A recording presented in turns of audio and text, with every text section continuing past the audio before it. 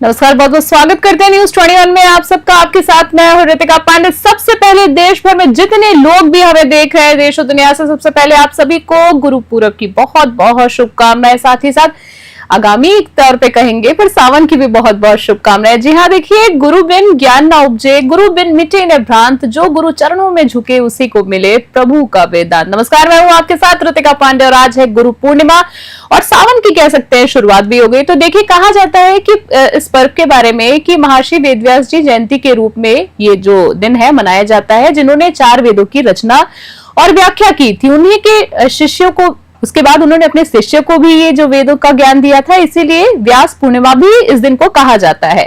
दूसरी बात कही जाती है कि बौद्ध परंपरा के अनुसार अगर हम बात करें, ये वही दिन था जब भगवान बुद्ध ने सारनाथ में अपना पहला उपदेश दिया था। और इसी के बीच हमारे साथ एक ऐसी गुरु भी आज हमारे स्टूडियो में मौजूद हैं, जिनके बारे में हम आपको विस्तार से बताएंगे। और कहते हैं कि देखिए, किस्मत बदलती है समय के साथ, लेकिन जब कोई समय को ही पढ़ना जान जाए तो उसकी मुट्ठी में होता है सब कुछ। नमस्कार, स्वागत करते हैं आज के हमारे खास कार्यक्रम कर्म रेखा में और भाग्य की भविष्यवाणी में। आज इस अद्भुत शो में जहां रहस्य, भविष्य और आत्मा सब कुछ जुड़े हैं एक दिव्य दृष्टि से। हमारे साथ एक ऐसी महिला जिनके पास है ईश्वर प्रदत्त अंतर्दृष्टि, साथ ही जिनकी आंखों में छिपे हैं ब्रह्मांड के संकेत और जिनकी जुबान पर उतरता है भाग्य की भविष्यकर्ता का ज्ञान। Modern astrology of iron age की संस्थापक, 40,000 से ज्यादा लोगों की आस्था से धुरी, साथ ही ज्योतिष आचार्य महादेवी सोनवी जी आज हमारे साथ है। तो सबसे पहले उनका बहुत बहुत स्वागत करेंगे। नमस्कार करते हैं हम आपको सोनवी जी। हर हर महादेव। हर हर महादेव, हर हर महादेव। आपको देखकर ही बहुत अच्छा लग रहा है, आपका ऑरा ही इतना खूबसूरत है। और आपको सबसे पहले आज के दिन की हम बहुत बहुत शुभकामनाएं देना जी। आपको भी बहुत बहुत शुभकामनाएं। जी बिल्कुल। बहुत सारे सवाल हैं आज आपसे जानना चाहते हैं, पर शुरुआत अगर मैं करूं आपसे, आप 40,000 आपकी एक तरह से बात करें तो फॉलोवर्स हैं, 4,000 मतलब लाइक आपके क्लाइंट्स की अगर हम बात करें, 40,000 क्लाइंट्स हैं, फॉलोअर्स हैं आपके, वास्तु क्लाइंट्स हैं। सबसे बड़ी बात है इतनी खूबसूरत कपड़े पहन रखे हैं, ब्रांडेड मेकअप करती हैं, इंग्लिश बोलती हैं आप जी, मेकअप यूज करती है। तो किस तरह से परिचय आप देंगी अपना? क्या अध्यात्म से जुड़ने का कैसा परिचय है? क्योंकि हम लोग नॉर्मली देखते हैं ना कि जब कोई साधु संत होता है तो मोह माया त्याग देता है, पर आप तो बिल्कुल अप टू डेट हैं। जी, जैसे कि सबसे पहले मैं आप सभी को मेरी हृदय की असीम गहराइयों से शुभकामना देना चाहूंगी गुरु पूर्णिमा की। लेकिन उसी के साथ में मैं आपको एक वेलकम मंत्र के साथ ये मार्गदर्शन करना चाहूंगी कि चाहे आप कितने ही मॉडर्न और वेस्टर्न हो जाएं, अपनी संस्कृति से हम कभी दूर नहीं जा सकते। वो हमारे रूट्स में, हमारे खून में है। और उसी के साथ में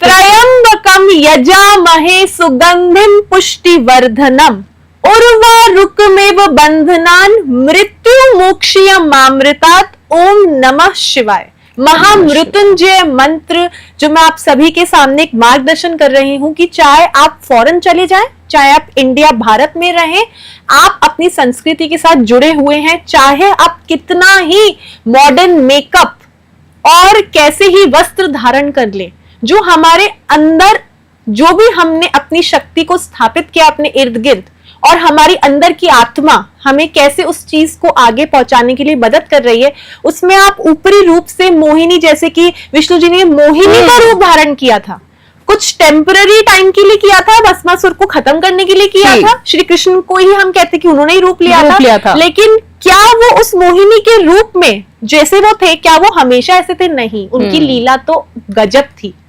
तो मैं यही कहना चाहूंगी कि चाहे मैं कितना ही मेकअप कर लूं, हाँ, मैं कोई साध्वी अपने आप को नहीं कहूंगी, लेकिन मैं अपने कल्चर के साथ में, अपने सनातन धर्म के साथ में इस कदर जुड़ी हूं कि मेरे अंदर से मेरा पूजा पाठ और मेरा रूटीन, मेरा धर्म कभी कोई अलग नहीं कर सकता। ठीक जी, काफी अच्छे तरीके से, बड़े ही शालीनता के साथ आपने इस चीज का जवाब दिया। क्योंकि आपको देखकर जो आपके बारे में नहीं जानते, ऐसे आपके बारे में सभी जानते हैं, यकीन नहीं कर सकते कि आप इतनी अध्यात्म से जुड़ी हुई है, इतनी रूट्स तक आप गई हुई है। गुरु पूर्णिमा की बात कर रहे थे आपसे, सोनवी जी बात कर रहे थे, तो मैं आपसे जानना चाहूंगी इस खास मौके पर अगर मैं बात करूं तो क्या रिचुअल्स करें, मतलब जो लोग देख रहे हैं आज के दिन की खास बात की। और सबसे बड़ी बात है कि आपकी नजर में गुरु पूर्णिमा की परिभाषा क्या है, क्योंकि आपने देखा होगा कि लोग कहीं ना कहीं कह सकते हैं कि ये दिन बनकर तो नहीं रह गया आपके हिसाब से, क्योंकि सबसे पहले मुझे ऐसा लगता है कि सबसे बड़ा जो गुरु होता है आपके खुद के कर्म होते हैं सानवी जी, मुझे ऐसा लगता है। और उसके बाद आपके गुरु होते हैं आपके माता पिता, पर क्या होता है हम उन्हीं चीजों की इज्जत नहीं करते, उनसे लेसन नहीं लेते हैं जी। तो आप क्या परिभाषित करेंगी आज के दिन को? जी, सबसे पहले मैं बताना चाहूंगी गुरु पूर्णिमा किन के लिए सबसे ज्यादा फेवरेबल है। The people who are born on number 3 जी, नंबर 7, और अब मैं आपको बताऊंगी कि मैं ऐसा क्यों बोल रही हूँ। देखिए, जो नंबर 3 है, जो शिव जी स्वयं जिन्होंने संचारण किया है हमारी सृष्टि का, 3 नंबर उनको बहुत प्रिय है। न्यूमरोलॉजी में 3 नंबर होता है गुरु का, जुपिटर का। अब येलो कलर आप सभी ने सुना होगा, गुरु पूर्णिमा के दिन हमें येलो जो कपड़ा है वो लाना है, उपाय करने हैं, हनुमान जी की भी उपाय करने, लेकिन क्यों करने हैं? देखिए, जो जुपिटर है वो वेल्थ, प्रोस्पेरिटी, ग्रोथ का एक दिन होता है जब जुपिटर और गुरु पूर्णिमा को जोड़ा गया है। और वो इसलिए जोड़ा गया है, जितनी भी गुरु है, दत्त आत्रेय गुरु अगर आपने उनके बारे में सुना हो, ब्रह्मदेव त्रिदेव जो हैं, ब्रह्मदेव, शिव जी और विष्णु जी, 3 नंबर उनकी त्रिनेत्र है, शिव जी के त्रिनेत्र हैं। शिव जी का जो अस्त्र है जो उन्हें प्रिय है वो है त्रिशूल, वो भी 3 है। तो 3 नंबर जो है, जो भी 3 तारीख को बॉर्न है, सपोज करिए 12 तारीख को बॉर्न है, 21 तारीख को बॉर्न है, तो वो 3 नंबर हो गया। 7 नंबर केतु जो है वो शिव जी का ही रूप मानते हैं, और जब केतु प्लैनेट के लिए हम कोई भी अपने रिचुअल्स परफॉर्म करते हैं तो वो भी हम शिव जी के लिए ही करते हैं, क्योंकि जब मंथन हुआ था तो राहु केतु जो अलग अलग हो गए थे वो शिव जी के ही रूप से वापस उनको जो उनका धड़ नहीं रहा, तो वो रहस्यमयी और बहुत ज्यादा अध्यात्म की तरफ लेके जाते हैं। और शिव जी भी वैरागी ही थे, वैरागी, लेकिन वो जो है अपनी मैरिड लाइफ में आगे बढ़ गए। तो ये सब कैसे हुआ? इस दिन गुरु पूर्णिमा के दिन आप क्या क्या कर सकते हैं? 3 सुपारी लेनी है आपको, 3 येलो कपड़े लेने हैं, उस सुपारी को आप नोट बनाइए, उन तीनों को अपने मंदिर में रखिए। फिर शाम के समय, अब देखिए पूरे दिन में 4 प्रहर होते हैं, शिव जी को तीसरा प्रहर संध्या जो प्रदोष काल होता है वो उनका प्रिय है। तो संध्या के समय आपको वो तीनों जो आपने सुबह मंदिर में रखे हैं, या अभी भी आप कर लीजिए, संध्या में अभी भी टाइम है, और उसके बाद में आप उसे वही दूसरे बाहर जाके मंदिर में जब आप हनुमान जी की पूजा करने जाएंगे, क्योंकि वो भी रौद्र रूप है शिव जी का, तो वहीं आप उनको चढ़ाकर आइए। ऐसा उपाय है 3 नंबर वाले, 7 नंबर वाले जिनका गुरु लगन है कुंडली में, या फिर मीन राशि लगन आपका कुंडली में है, क्योंकि वो भी जुपिटर उनको रूल करते हैं। 9 नंबर सेजिटेरियस जिनकी राशि है, आज के लिए आप लोग अपनी वेल्थ के लिए, ग्रोथ के लिए, प्रोफेशनल लाइफ के लिए, टीचर है, पॉलिटिशियन बनना चाहते हैं, स्पीकर हैं, यदि आप इन अपने रूट्स को फॉलो अप करना चाहते हैं तो आप ये उपाय जरूर करिए। ठीक है, बहुत अच्छे से एक्सप्लेन किया। और एक शॉर्ट में मैं आपसे जानना चाहूंगी, आपने 1 और 7 नंबर का बता दिया, जो 1 में या 7 मूलांक के नहीं है, तो क्या उनके लिए रेमेडी भी? जी हाँ, ये रेमेडी सभी के लिए है, लेकिन जो 3 और 7 है उनके ऊपर ज्यादा प्रभाव और कृपा है। आषाढ़ नक्षत्र है आज के दिन, और गुरु और वीनस वो दोनों ही, शुक्र प्लैनेट, दोनों ही एक साथ आज के दिन विराजमान है। भारत की कुंडली भी अगर हम देखें, और हम ऑल ओवर जब हम पंचांग के द्वारा कुंडली देखते हैं, तो इसलिए ये बहुत इंपॉर्टेंट है कि सभी करें, बट उनके ऊपर जो हम मंत्र करते हैं, ओम गुरु ब्रह्म नमः का जाप जो हम करते हैं, ओम गुरु नमः का भी जाप हम करते हैं, बृहस्पति नमः का भी हम जाप करते हैं, तो ये इसलिए इंपॉर्टेंट है कि सभी कर सकते हैं, एक जनरल रेमेडी, और आप सभी को ब्लॉकेजेस आपके जरूर रिमूव होंगे। जी, आपसे जानना चाहूंगी, अगर हम सावन की अब थोड़ी सी बात करते हैं कि सावन कुछ लोगों ने, जैसे कि हम आप और मैं बात कर रहे थे, आपने मुझे बताया कि 2 दिन पहले ही शुरू हो गए हैं, शुरुआत तो हो गई है, 11 तारीख से होगा, तो आपसे जानना चाहूंगी सावन में क्या रिचुअल परफॉर्म करना चाहिए? जी, अब मैं आपको यहाँ पे करेक्ट करूंगी कि सावन तो इस साल और भी जल्दी चालू हो गए, क्या आपने नोटिस किया? ये बेहतर आप बता पाएंगे जी, क्योंकि आम लोगों को जानकारी है कि जनवरी से शुरू, माफी चाहूंगी 11 जुलाई से शुरू हो रहा है। जी, 11 जुलाई से हम पंचांग के कैलेंडर में अपनी लूनर साइकिल जिसे हम कहते हैं, जो हम तिथि देखते हैं, उस हिसाब से हम कहते हैं शुक्ल पक्ष, कृष्ण पक्ष, और हम देखते हैं। लेकिन इस बार मई के महीने से ही हमने जो है ना बरसात को देखा है। सावन का महीना is the month of growth. आप ये देखिए, हमारे इंडिया भारत में जितने मंदिर हैं, महाकालेश्वर ले लीजिए, काशी विश्वनाथ ले लीजिए, ये किनारे, गंगा किनारे तट पर हैं। कितने ऐसे मंदिर हैं जो पानी के पास में हैं। जी जी। ऐसा क्यों है? ये जो प्रकृति है, जो पानी, जो सावन में जो पानी बहता है, ये इतना पवित्र होता है कि आपने अपने जीवन में कोई पाप भी गलती से कर लिए, क्षमा मांगने के लिए बहुत अच्छा समय सभी के लिए है, छोटे बच्चे से लेके हर एज ग्रुप के लिए। कितने ऐसे कनेक्शंस हैं जो हम जल देवता और शिव जी और चंद्र देवता के मिले हुए हैं, जो आपको बहुत मदद करेंगे। आप सावन 11 तारीख से चालू है और 9 अगस्त तक, जो आप लोगों को सभी को पंचांग की सबसे डेट पता है। सबसे पहले गंगा जल से जल अभिषेक करना बहुत जरूरी है, क्योंकि अंजनी माता ने जब शिव जी की बहुत तपस्या करी थी, उसके बाद में उनको जो है ना वरदान मिला, शिव जी ने खुश होकर उनको वरदान दिया, और वो थे हनुमान जी, उनका 11वां रूप। और हनुमान जी के कितने भक्त, आज मैं आपको एक भजन या गा दूं, आपको सब दिख जाएंगे। बिल्कुल, हम सभी भक्त हैं, हम सभी उनके लिए ब्रह्मचार्य को फॉलो करते हैं, ब्रह्मचारिणी को फॉलो करते हैं। मैं खुद कर रही हूँ, मैं खुद स्वयं आपको मैं एक्सपीरियंस बता रही हूँ अपना। तो इसीलिए जहां पर उन्होंने अपनी तपस्या करी थी अंजनी माता ने, वहां पे एक शिवलिंग है जहां 12 महीने जल गिरता रहता है। 12 महीने प्रकृति खुद उनका जल अभिषेक कर रही है। क्या बात। इसलिए गंगा जल से करना, और उसी के साथ में जब समुद्र मंथन हुआ था, तब भी जब भोलेनाथ विष पी रहे थे ना, जब देवताओं को भी अमृत चाहिए था, वो भी सावन में ही हुआ। ऐसी मान्यता है। तो गंगा जल उनको पिलाया गया, क्योंकि उनको विष पीकर उनकी जो नीलकंठ जब वो बने थे, तो वो उनको इतनी जलन महसूस हो रही थी, तो उनको कुछ अच्छा फील कराने के लिए बेलपत्र और उसी के साथ में गंगा जल जो है वो दिया गया था। और उन्होंने कितनी सेक्रीफाइस किया है, देवी देवताओं के लिए किया है। ऐसे महादेव नहीं कहलाते, ऐसे ही नहीं कहलाते। बिल्कुल। तो हमें गंगा जल का उपाय करना है, हमें बेलपत्र के उपाय करने हैं। हम कैसे कैसे कर सकते हैं? आपने आंकड़े के जो फूल होते हैं, उनके जो पत्ते होते हैं, उस पर भी आप ओम नमः शिवाय लिखकर उसकी माला बना करके आप शिव जी को चढ़ाएं, आप हनुमान जी को चढ़ाएं।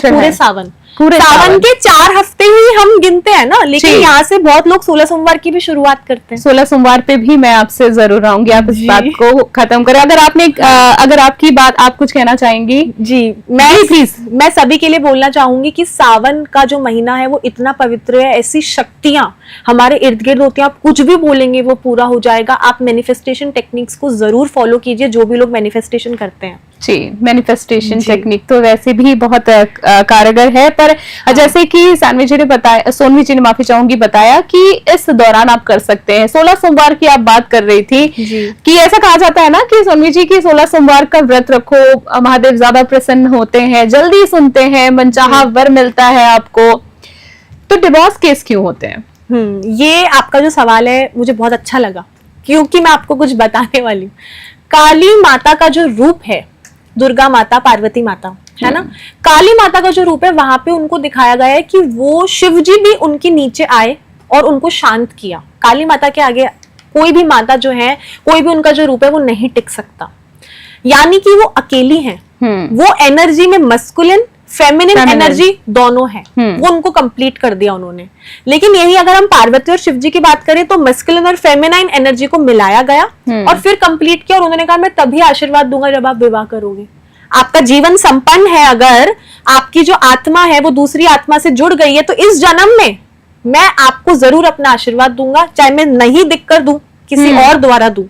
तो इसीलिए डिवोर्स केसेस का यही रीजन है कि जब हम 16 सोमवार कर भी रहे हैं, तो लोग फोर्स करके कर रहे हैं कि हमें कुछ मिल जाए, निस्वार्थ तो नहीं कर रहे हैं ना। आज आप बाहर गरीब को कुछ भी खिलाने जाते हो, तो कुछ तो स्वार्थ लेके जा रहे होगे, मेरे पाप धुल जाएं, गरीब को कर दिया। कोई ना कोई हमारे अंदर दिखावा चल रहा होता है, सेवा की भावना, सेवा करके उसको दिखाते भी है, उसका प्रचार भी करते हैं। जी, तो महादेव को जाने बिना और पार्वती जी को जाने बिना हमने वो सब 16 सोमवार करे, श्रृंगार किया माता दुर्गा की जो एक डिवाइन फेमिनाइन जो हम कहते हैं ना, नारी तत्व को हम आगे बढ़ा रहे हैं। तो हमें मेकअप इसलिए हम सचते, 16 श्रृंगार उनको चढ़ता है, उनको हरा जो है चोला चढ़ता है दुर्गा माता को। हम वेडनेसडे के दिन भी उनको चोला चढ़ाते हैं। तो जब हम इतना कुछ कर रहे हैं, तो क्यों वो नहीं काम कर रहा? कितने लोग तो नहीं भी करते, मानते ही नहीं है, मानते हैं क्या है सावन हमें नहीं करने, क्यों करने हैं। आज की जनरेशन को तो पता ही नहीं है कि हमें क्यों करना बिल्कुल। जनरेशन की बात की है, जनरेशन की बात पे भी हम आएंगे सोनवीर जी आगे। आपसे अब ये जानना चाहूंगी कि अच्छा चलिए अब ये बता दीजिए, आपने बता दिया 16 सोमवार का,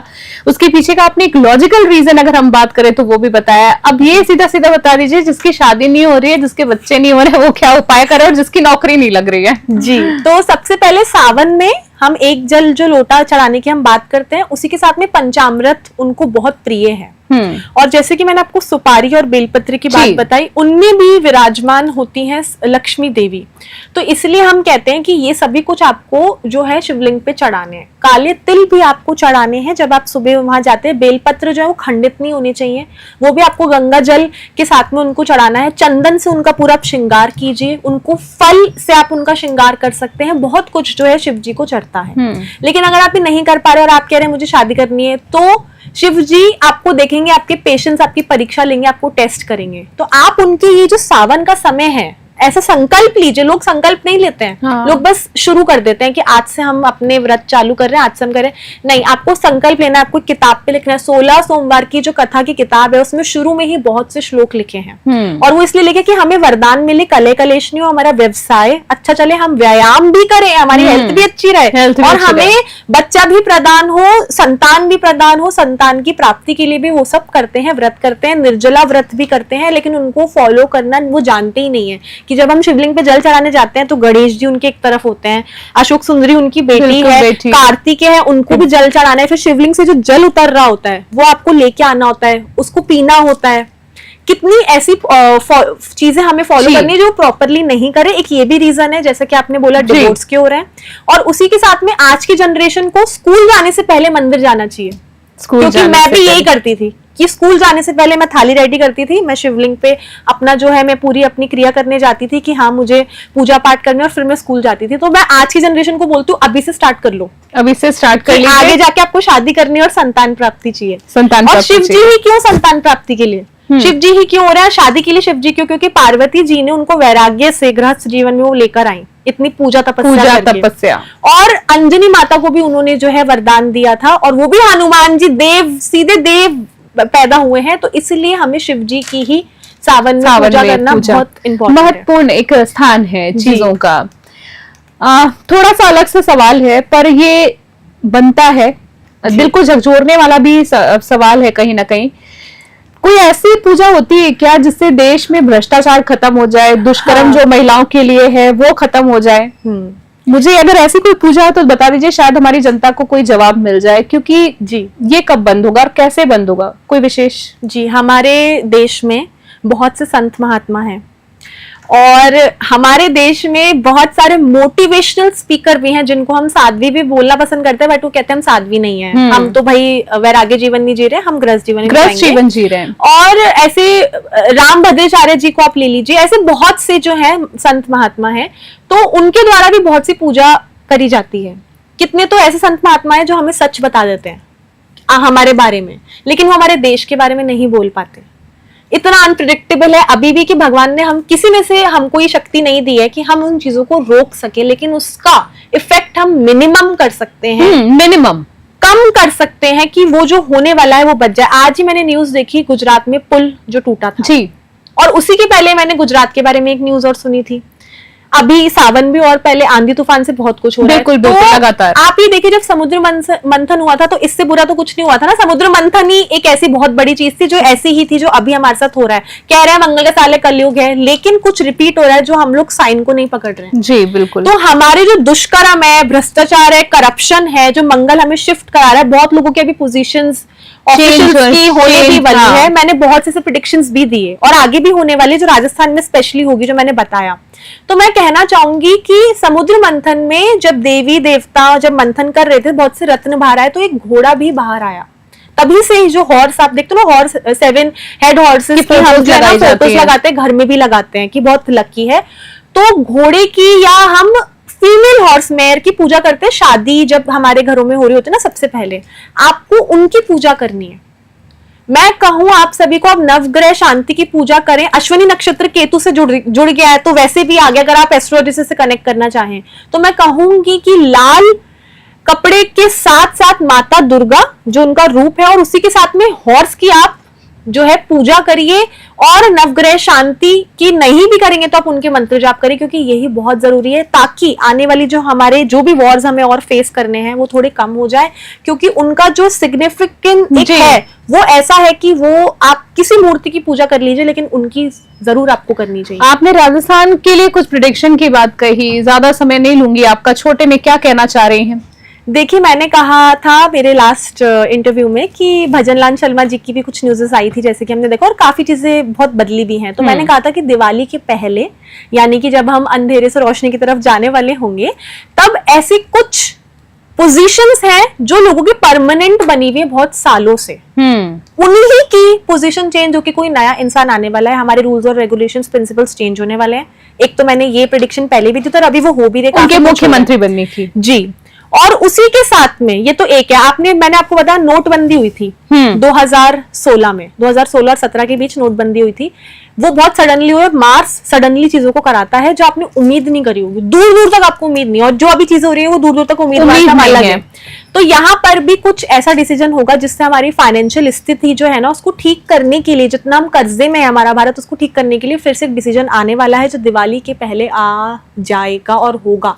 लोगों की स्थिति बहुत खराब होने वाली है, मैं आपको अभी बता रही हूँ, तो मैं उनको अवेयर कर रही हूँ, क्योंकि अब जब वो होगा तो इस बार कोई रेडी नहीं होगा। क्योंकि प्रिकॉशन क्या है इसका? प्रिकॉशन यही है कि अगर आप गलत रास्ते पे है तो आपको सही रास्ते पे एक साथ लेकर आने वाले हैं। आप कितना ही छुप जाइए, चाहे हमारा लूटा हुआ सोना हमें वापस आ जाए, वो आएगा, लेकिन प्रिकॉशन यही है कि आप सुधर के ही रहेंगे। शनि देव 29 मार्च से वैसे सुधारने में लगे हुए, तो मंगल के साथ तो वो आपको किस ऊंचाई पे लेके जाएंगे, सुधार के इतना तोड़ेंगे कि आगे जाके आप हमेशा सही रास्ते पे चलना, सही रास्ते पे सबक सिखाएंगे, जैसे एक टीचर सिखाता है कि पॉवर्टी साफ हमारे देश से कैसे होगी, उसका जो है एक अभी कुछ खिचड़ी पक रही है। आपने देखा दिल्ली और जयपुर के हाईवे बने, बहुत जल्दी से हम पहुंच सकते हैं, तो और भी तो हाईवे टूटे हुए हैं, कितने और ऐसे हाईवे, और मैं आपको सड़कें टूटी भी बता दूं, कितनी तरह खड्डे बता दूं। अभी बारिशों में आपने देखे वहां तो कुछ ठीक नहीं हो रहा, बट यहाँ पे ज्यादा काम क्यों हो रहा है? What actually they are taking with them there and they are bringing it here,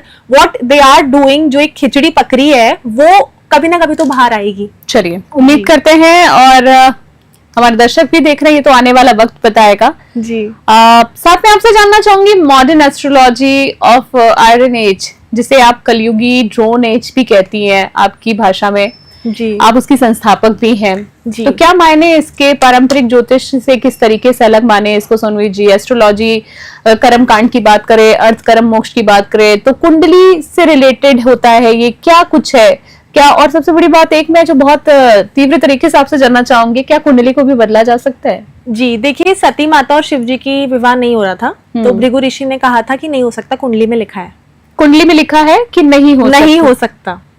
और उसके बाद में उनसे पूछा गया क्या ये बदल सकता है, क्या कुंडली बदल सकती है? तो ब्रह्मदेव ने और काली माता ने बोला कि मैं देवी का रूप सती के अंदर मैंने जन्म लेना, मैं ले चुकी हूँ, तो वो तो मैं करके ही रहूंगी जो होने वाला है। तो मैं आपको ये बता दूं कि जब उन्होंने वापस प्लैनेटरी पोजीशन चेक करी ना, तो उन्होंने ये बोला कि मैं गलत था। भृगु ऋषि जी ने, जिनके नाम पे हम सॉफ्टवेयर पारिशद सॉफ्टवेयर निकले, उन्होंने ये बात कह दी थी कि मेरे से गलती हो गई कुंडली पढ़ने में। मैं आपको बता रहा हूं कि सती माता और शिव जी की शादी होगी, क्योंकि वो तो वैरागी थे ना, और सती माता भस्म हो गई थी, क्योंकि पहले लिखा था, फिर उन्होंने बोला ऐसा है, फिर शादी हो गई और वो अलग हो गए, और उसके बाद पार्वती माता का रूप आया। तो मैं आपको ये बताना चाहूंगी, कुंडली में हमें बहुत सी चीजें, हिंट जो है वो मिल जाती है, और आपकी आने वाले जीवन के लिए भी कि आप अब आगे क्या कर सकते हैं। जैसे कि आपने बोला भाई आज की जनरेशन के लिए कर्म कांड की, हम कर्म मोक्ष की बात कर रहे हैं। अगर कोई बच्चा अपने घर में अच्छे से बिहेव नहीं कर रहा है और वो 9 तारीख को पैदा हुए, सपोज करें 7 को पैदा हुए हैं, बहुत मिस्टीरियस है, मम्मी पापा अपने बच्चे को नहीं समझ पा रहे, उन्होंने बोले चलो एस्ट्रोलॉजी का हम थोड़ा सा थोड़ी हेल्प ले लेते हैं। पता लगा अच्छा मेरा बेटा 9 तारीख को पैदा हुआ था और वो जो भी अभी कर रहा है तो सब मैच हो रहा है, क्योंकि मंगल है, कमांडर है, ऑर्डर देंगे, सेनापति की तरह सबकी रक्षा भी करेंगे, मन तो साफ है लेकिन लड़ाई करेंगे, और लड़ाई अच्छे के लिए करेंगे, कमजोर पक्ष के लिए करेंगे। तो इसीलिए ही मैं चाहती हूँ कि आने वाली पीढ़ी के लिए मैं ये जो भी कोर्सेज पढ़ाती हूँ, मेरे से बड़े बड़े लोग आज कोर्सेज पढ़ा रहे हैं, लेकिन मैं एक ऐसा आपको एंगल दिखा रही हूँ कि जो 12th क्लास के बाद बच्चे को एक शिक्षा मिलनी चाहिए कॉलेज के, अपार्ट फ्रॉम कॉलेज। अगर आप फॉरेन में देखें, कोरिया में आप देखेंगे, वहां पे बच्चों को कंपलसरी है कि आपको आर्मी में जाना है, आर्मी में जाना है, योग कंपलसरी कर दिया गया है कि आपको वहां पे वो इंसान बन के आना है, डिसिप्लिन में रहना है, आपको अपनी हैबिट्स को करना है। तो यहाँ डिपेंडेंट बनना है। यहाँ भारत में क्या हम अपने धर्म को फॉलो नहीं कर सकते? सुबह जल्दी उठ करके सूर्य को अर्घ देके लोग कहते हैं क्यों चढ़ाए हम सूर्य को जल? सनातन धर्म क्यों बना है? वो इसलिए बना है कि आप कभी भी मत सो, कभी भी मत खाओ और अपनी बॉडी को चीजों का अगर साइंटिफिक रीजन चाहिए तो इसका साइंटिफिक रीजन भी है। वी हैव, और वैज्ञानिक ने तो साफ बोला है, वैज्ञानिकों ने, कि जो हम मंत्र जाप करते हैं उसमें इतनी शक्ति है वाइब्रेशन कि वो एक खड़ी हुई चीज को भी दूसरी जगह से हिला सकता है, और कोई ग्रेविटी फोर्स नहीं है, ऐसा रियल में हो सकता है। इतनी मंत्र सिद्धियां, धीरेन्द्र शास्त्री जी को देख लीजिए, उनके पास कितनी सिद्धियां हैं, काफी सारी। तो मैं आपको मेरा पॉइंट यही बताना चाहती हूँ कि इस जीवन में अगर आप अपने बच्चे को एक ऐसा इंसान बनाना चाहते हैं, जरूरी नहीं हो कोई बहुत वेल्दी और कोई बहुत आप रिच इंसान बनाना चाह रहे हैं, लेकिन दिल का साफ तो होना चाहिए कि हमारे जितने करप्शन आज के टाइम में हो रहे, जितने रेप, गैंग रेप हो रहे हैं, हमने कितना न्यूज में हम रोज सुन रहे हैं, हर दूसरे दिन एक नई न्यूज होती है। और दिल्ली क्राइम सिटी है, तो क्या जयपुर कभी क्राइम सिटी नहीं बन सकता? कुछ भी हो सकता है, तो उसके लिए प्रिपेयर रहिए जी। आपका एक स्टेटमेंट है, आपके बारे में जब मैंने देखा, पढ़ा, जान रही थी आपके बारे में, तो मैंने देखा कि इसमें लिखा है कि मुझे यह दिव्य सामर्थ्य प्राप्त है कि मैं मृत्यु दंड जैसी परिस्थितियों को भी बदल सकती हूँ। तो क्या माने कि आप अपने आप को भगवान मान रही हैं? आप भगवान हैं क्या आपने? और दूसरा सवाल मेरा ये भी है कि आपने किसी की मृत्यु को रोक लिया है आज तक? मैं ये बिल्कुल नहीं कहूंगी कि मैं अपने आप को भगवान मान रही हूँ, क्योंकि ये कहना उतना ही गलत होगा जितना कि हम बोलें कि जो एक ऑरेंज फ्रूट होता है उसका आकार स्क्वायर है। आप समझ रहे हैं? जब हम किसी को बताते हैं कि गोल आकार, तो हम उसको एक फ्रूट दिखा देते हैं। ये तरीका होता है हमारा बताने का। जी जी। तो मेरा कहने का यही मतलब है कि किसी इंसान की लाइफ डेथ सेंटेंस कितना है वो हम कुछ प्लैनेट के द्वारा आपको हिंट दे रहे हैं। तो डराने वाला काम हो गया ये तो नहीं। अगर आप प्रिपेयर होगे तो आप अपने बाकी के कर्म तो कर जाओ जाने से पहले, क्योंकि आपके तो दूसरा शरीर मिलना ही है। फिर वो प्रॉब्लम्स आप दोबारा उस शरीर में क्यों लेके जा रहे हो? यही खत्म कर जाओ। थोड़ी गौ सेवा कर दो, थोड़ा चैरिटी भी कर दो, और नहीं तो अपने लिए, अपने घर के लिए, और जो आप अभी तक करना चाहते हैं आप कर सकते हैं। तो ये डरना, तो फिर आप कमजोर है तो आप ना सुने। आपको डरना इसलिए भी नहीं है क्योंकि भगवान ने तो आपको जीवन दिया और उन्होंने ही लेना है। पर होता है ऐसा ना कि ज्यादातर लोग, जैसे सोनवी जी, मैंने देखा है कि एस्ट्रोलॉजी से थोड़ा सा भागते भी इसलिए क्योंकि सच हजम नहीं कर पाते हैं, सच हजम नहीं कर पाते हैं, और व्यक्ति ये सोचने लगता है कि अरे अगर उसके पास इतने दिन बचे तो सोच में ही मर जाएगा। इसीलिए काफी सारे लोग तो एस्ट्रोलॉजी वगैरह में बिलीव करना इसलिए छोड़ देते हैं। मैम एक्चुअली वो बिलीव करते हैं, वो पूछते भी हैं, लेकिन दिखाते नहीं है कि हम कर रहे हैं। और आप यकीन मानिए, जब मैंने जो अपनी फॉर्चून व्हील का इजाद किया, अभी टैरो कार्ड बनाए, तो लोग मेरे सामने मुझे इस चीज के लिए इनकार करके गए कि ऐसा नहीं, और अगले दिन फोन पर बता रहे कि ऐसा था। लेकिन आपके पास कोई लाई डिटेक्टर मशीन थोड़ी है जो आप पकड़ लोगे मेरा झूठ। इतना तक लोगों के अंदर है कॉमन सेंस। तो हाँ, डर उनकी एक ही दिखाने का प्रिटेंड कर रहे हैं वो कि हमें डर है, लेकिन जानते सब है, और जो अपने कर्म कर रहे हैं उसके हिसाब से होता भी है। महामृत्युंजय मंत्र जो मैंने जाप करा था, आपको पता है उसका इजाद कैसे हुआ था? जब शिव जी ने एक कपिल थे और वो बहुत ज्यादा दुखी थे, उनको संतान चाहिए थी, और उन्होंने बोला हमारी जो डेथ सेंटेंस यानी हमारा जो जीवन है बहुत कम लग रहा है, बहुत बीमार है। और जब उन्होंने वरदान दिया तो उन्होंने बोला 16 साल तक ही उम्र रहेगी बच्चे की। हाँ, ये सुनी है कहानी। 16 साल तक ही रहेगी, तो तुम्हें जो अपने बच्चे की खुशी लेनी है वो ले लो, क्योंकि तुम्हारे कर्मों के हिसाब से इतना ही लिखा है। लेकिन वो फिर भी जल चढ़ाते थे रोज, और बच्चा 16वें साल में जब वो आया, बस वो चला गया था इस दुनिया से। और उन्होंने इतने कर्म ऐसे करे शिव जी को प्रसन्न करने के लिए, इतने मंत्र जाप करे कि वो बच्चा 16 साल की उम्र से भी उसकी जो लाइफ स्पैन है वो बढ़ गई। और शिव जी ने उनको चेक करा, परीक्षा ली उस बच्चे की, बेटा क्यों चाहिए और जीवन? तो आपको जीने के लिए जीवन चाहिए, इसलिए आप मेरी पूजा करो। तो उसने बोला नहीं, मुझे अपने माँ बाप की सेवा करनी है, माता पिता की सेवा करनी है, इसलिए मैंने इतने मंत्र जाप करे और मैं अपनी लाइफ स्पैन को कल्याण के लिए लेना चाहता हूँ। जी। So बेसिकली कि कर्म से आप कहना चाहती हैं, अगर हम आम भाषा में बात करें, कर्मों के द्वारा आप अपने भाग्य का लेखा भी बदल सकते हैं, क्या कहा जा सकता है? हाँ या ना? लाइफ स्पैन हम एक्सटेंड कर सकते हैं, एक्सटेंड कर सकते हैं, चीजों को सुधार सकते हैं जी, कहने का मतलब है। हाँ, बिल्कुल सुधार सकते हैं। चलिए, बहुत अच्छी बात है कि जिस तरीके से आप बता रही हैं। ग्रहों, अगर हम थोड़े से ग्रहों की चाल की बात कर ले, क्योंकि प्लैनेट्स की मैम बातें सोनू जी बहुत ज्यादा होती हैं, तो ग्रहों की चाल से बात करें तो क्या ग्रहों की जो चाल होती है हमारे साथ देश दुनिया पर भी असर डालती है, उसका फर्क पड़ता है? और अगर सब कुछ ग्रह ही करते हैं तो हम कर्म क्यों करें? सबसे बड़ा सवाल तो ये भी बनता है, ग्रह के भरोसे बैठ जाते हैं, प्लैनेट्स हमारी बात सुनते हैं, तो हमें क्यों कर्म करना पड़ता है? हमें इफेक्ट होते हैं सच में क्या ये? मैं कि इस क्वेश्चन का आंसर ऐसे देती हूँ। आपने रामायण के बारे में सुना है? जी बिल्कुल मैम। रामायण लिखी थी,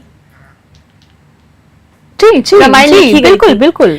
मैं ये बोलना चाहती हूँ कि एक डाकू से जब वो बदले वो व्यक्ति, और उसके बाद में उन्होंने, वाल्मीकि जी ने जब रामायण लिखी, लव और कुश को तक उन्होंने बहुत सारी नॉलेज दी थी। तो मेरा कहने का ही मतलब है कि उनके प्लैनेट की पोजीशन जब बदली तो पहले उन्होंने गलत कर्म करे, डाकू की जीवन जिए, चोरी करी, चकारी करी, फिर उनको केतु के द्वारा जो उनकी प्लैनेटरी पोजीशन हुई अध्यात्मक के द्वारा, वो अध्यात्मक रास्ते पे चले गए, रहस्य जाने उन्होंने अपनी लाइफ के पर्पस के, और उसके बाद में उन्होंने रामायण लिखी। और श्री राम के लव और कुश को भी उन्होंने बहुत ज्ञान दिया as a guidance, spiritual auditor बन गए वो। तो अब हम क्या बोलेंगे कि वो भगवान है क्या? नहीं, वो स्पिरिचुअलिटी को प्रमोट कर रहे होंगे ना अपने उस समय में भी, जब तो घड़ी भी नहीं थी, कुछ भी नहीं था। तो अगर हम उन्हीं की आज रामायण का पाठ भी करते हैं। रामचरितमानस भी एक और चीज है जो लोगों को नहीं पता कि रामायण और रामचरितमानस में डिफरेंस है। तो मैं यही बोलना चाहूंगी कि कर्मों के द्वारा और ग्रहों के द्वारा, ग्रह आपको मौका देते हैं बार बार अपने कर्मों को सुधारने का, और जब आप नहीं सुधार रहे होते तो ग्रह ही आपके साथ में वो सब कुछ कर रहे हैं। नहीं तो date of birth, birth certificate, ये सब क्यों बना है? हमें नंबर्स के द्वारा हम कुछ भी क्यों कर रहे हैं? हमें नहीं करना चाहिए कि जो 3 नंबर वाले और 6 नंबर वाले उनके आपस में नहीं बनती, और वो शादी कर लेते हैं और उनका डिवोर्स हो जाता है, तो हम बोलते हैं कर्म या ग्रह। पर अब वेस्टर्न अगर हम कल्चर की बात करें तो वहां पे तो कोई कुंडली मिलान नहीं होता है। कुछ लोग बड़ी अच्छी जिंदगी जीते हैं, बड़ी अच्छी मैरिड लाइफ जीते हैं। बहुत से उन्होंने भी ऐसे कर्म करे हैं जो आज उनको यहाँ पर इस तरीके का उनको जीवन मिला है कि वो फॉरेन रह रहे हैं, तो उनको मतलब ही नहीं है कि हम शादी करें ही नहीं। वहां पे तो ये कल्चर भी है ना, लिव इन रिलेशनशिप में रहने का है। और अगर आप मान लीजिए, आज मैं आपको एक एग्जांपल और दे देती हूँ ताकि सभी को समझ में आ जाए कि आप और आपके जितने भी दोस्त हैं वो सभी 9 नंबर वाले आपको एकदम से मिल जाते हैं। सब 9 है, कोई 18 को है, कोई 9 को पैदा हुआ है, कोई 27 को हुआ है। तो आप सभी पिछले जन्म में कहीं कमांडर, पुलिस या किसी एक ऐसी जगह पर थे। आप लोग घोड़े भी चलाते होंगे, आप लोग रॉयल फैमिली के कुछ सेनापति थे, और आप लोग इस जन्म में एक साथ मिले और अब वही कर्म दोबारा कर रहे हो। तो क्या आपको पता लग रहा है कि क्यों हम 9 वाले मिले? क्योंकि 9 का तरीका तो यही होता है, क्योंकि उनकी एट्रीब्यूट्स, फीचर्स तो यही है। 9 नंबर वाले, उनके पास एक्स्ट्रा एनर्जी होती है, तो वो लोग आपको मिल जाएंगे फिटनेस में, आर्मी में, police personality, kind of fire personality. तो इसीलिए मैं आपको बोलना चाहूंगी कि आपके पास से भी कौन निकला, पिछले जन्म में आपके साथ में क्या उनका था वो भी नहीं। अब पिछले जन्म की जब आपने बात करी ली है तो साथ में मैं आपसे एक सवाल जानना चाहूंगी। पास्ट लाइफ रिग्रेशन की अब मैं बात करूंगी, बहुत बड़ा टॉपिक है जी। क्या वास्तव में हमारी पुनर्जन्म की अगर मैं बात करूं, जो हमारी यादगार होती है, यादें होती हैं, हमारी स्मृतियां होती हैं, क्या सच में पास्ट लाइफ रिग्रेशन थेरेपी के द्वारा वो चीजें हम वापस देख सकते हैं? हमारे अवचेतन मन की कल्पनाओं का जाल है या क्या है? इसे लाभ क्या? अगर मैं प्रेजेंट की बात करूं तो अभी क्या लाभ है? देखिए, पास्ट लाइफ रिग्रेशन को लोग थोड़ा मिस्टेक कर लेते हैं, जैसे कि उन्होंने कोई गलत कर्म करे और उन्होंने बोला पुराने जन्म के हिसाब किताब है। एक तरफ उन्होंने गलत कर्म करे और वो गलत ही कर रहे थे, और उन्होंने इसको कर्मा का नाम देकर के, डेस्टिनी का नाम देके आगे बढ़ गए। तो दोनों में फर्क है कि आप कैसे इंसान बन चुके हो और आप कितनी गलतियां कर रहे हो। और एक तरफ आपसे इंटेंशन नहीं था आपका ऐसा, आपने गलती कर दी और वो पुराने जन्म का हिसाब किताब आप अभी दे रहे हो। तो आपकी आत्मा यानी हमारी जो सोल है, हमारा जो अवचेतन मन, सबकॉन्शियस माइंड, पुराने जन्म का हमको रात को जो सपने आते हैं, स्वप्न की जो हम पढ़ाई करते हैं एस्ट्रोलॉजी के साथ साथ, वो यही बताने के लिए होते हैं कि क्या ये मैसेजेस सही हैं, आपको एंसेस्टर्स आपके बहुत ज्यादा नजर आ रहे हो, या फिर कोई आपके सिबलिंग्स जो हो जल्दी इस दुनिया में नहीं रहे, कोई किसी तरह का किसी ने सुसाइड कर लिया और आपको वो सपने में नजर आ रहे हैं, या फिर आपने सपने में कुछ अलग चीजें देखी, तलवारें देख ली, लड़ाई देख ली, यानी सबकॉन्शियस माइंड से रिलेटेड है। पास्ट लाइफ रिग्रेशन में आपकी जो सोल है वो ट्रैवल करके ये जान पाती है, लेकिन वो इतना इजी इसलिए नहीं है क्योंकि रैकी की तरह जब आपका सोल ट्रैवल कर रहा है तो ये टाइम मशीन तो है नहीं कि आप वहां से वापस भी आ जाओगे। और ये कितना ज्यादा हमारे माइंड के लिए ट्रॉमेटाइज, मतलब ट्रॉमा हो जाता है कि आपको इस चीज पे जाने के लिए तब जरूरत पड़े जब बिल्कुल स्थिति आपकी ऐसी हो गई कि हमें जानना ही, जब चीजें समझ में आना बिल्कुल बंद हो जाए, तभी इस तरह की सब्जेक्ट में कहीं ना कहीं उतरने की जरूरत है। और ये शक्तियां आप तभी उन शक्तियों को जो है मतलब आप छेड़े, नहीं तो वो जो चीज है वो बाउंस बैक आपके ऊपर भी होती है, एनर्जी जैसी होती है। जी। आखिरी एक दो सवाल आपसे जानना चाहूंगी शॉर्ट में मैम की जेलसी की अगर हम बात करें, जेलसी से नजर लगती है तो उसका उपाय क्या करें? बहुत सारे छोटे छोटे बच्चे हैं, हमारे माँ बाप कहते हैं कि हमारे बच्चे को नजर लग गई, कोई उपाय बता दीजिए आखिरी 2-3 सवाल में। जी, 2 नंबर जिनका होता है, जैसे 11 नंबर हो गए तो वो 2 नंबर बनता है, तो 2 नंबर वालों को नजर बहुत जल्दी लगती है। 4 नंबर जो 22 नंबर जैसे 4 बन जाता है उनको नजर जल्दी लगती है। 7 नंबर वाले जैसे 16 नंबर वाले हैं या 17 पे अगर उनका डेट ऑफ बर्थ है 7 आ गया तो 7 नंबर वालों को और 8 नंबर वालों को, इन नंबर्स को जल्दी नजर क्यों लगती है? क्योंकि इनकी आत्मशक्ति, इनका अट्रैक्शन पावर सबसे ज्यादा लो होता है। जो 9 नंबर वाले होंगे, 1 नंबर वाले होंगे, उनको नजर नहीं लगेगी। उनका ऑरा बहुत स्ट्रांग होता है, कोई एनर्जी उनके ऊपर से निकल के चली जाए बट नजर तो एक दीवार में दरार भी लेकर आ सकती है। इसलिए जेलिसी इंसान को जब होती है जब उनकी जैसे जो उनको करना है वो नहीं हो रहा है और उनको किसी और की चीज चाहिए। जब इंसान का दिमाग सच में फिर जाता है तो पहले तो नजर उन्हीं को होती है, फिर वो औरों को भी लगाते हैं उनको दृष्टि दे करके, और वो सच में काम कर जाता है। जैसे 8 नंबर वाले स्कॉर्पियो वाले हैं, वो किसी को कुछ बोलेंगे तो सच में उनके साथ गलत हो ही जाएगा। रीजन ये है उनका ऑरा इतना नेगेटिव है कि पूरी पॉजिटिविटी को भी नेगेटिव बना सकता है और उनको खुद को नहीं पता उनकी भी गलती नहीं है, वो अपने बारे में नहीं जानते, उनके पास आधा अधूरा नॉलेज है तो वो गलत करेंगे भी क्यों। तो इसी तरीके से नंबर्स जो है वो काम करते हैं, ज़ोडिएक साइन करते हैं। ठीक है। आखिरी एक सवाल में मैं आपसे जानना चाहूंगी कि आप मानती है ना कि सारी चीजें ईश्वर ने बनाई है? जी, सब कुछ ईश्वर का है जी, तो कुछ अछूत नहीं रहना चाहिए जी। तो जब महिलाओं को पीरियड्स होता है तो उनको अछूत क्यों समझा जाता है? जी बिल्कुल। मैं आपको एक बात बोलना चाहूंगी, कामाख्या पीठ जो मंदिर है, बिल्कुल, और ऐसे बहुत से पीठ मंदिर हम जानते हैं जो काली माता के रूप के द्वारा भी और काल भैरव के रूप के द्वारा भी हम जानते हैं, तो वहां पे उनको वो पीरियड्स में होते हैं और हम उनकी पूजा तब भी करने जानते हैं। पीरियड्स में आप हैं तो आप अपने आप को शुद्ध नहीं मान रहे हो, ये आप ही ने क्रिएट कर दिया है। आप तो शुद्ध मन से हैं ही, लेकिन आप ये सोचते हैं कि जिस समय हमारी बॉडी काम कर रही है, अंदरूनी अंदर से काम कर रही है, वो ब्लड को क्रिएट कर रही है, न्यू ब्लड क्रिएट हो रहा है, तो उस समय हम सोचते हैं कि हम देवी देवताओं को शुद्ध मन से करें, क्योंकि उस समय वो मेंटली भी बहुत ज्यादा लो एनर्जी, बहुत लो फील करती है। पीरियड्स में जब आप होते हैं तो नजर और ज्यादा लगती है।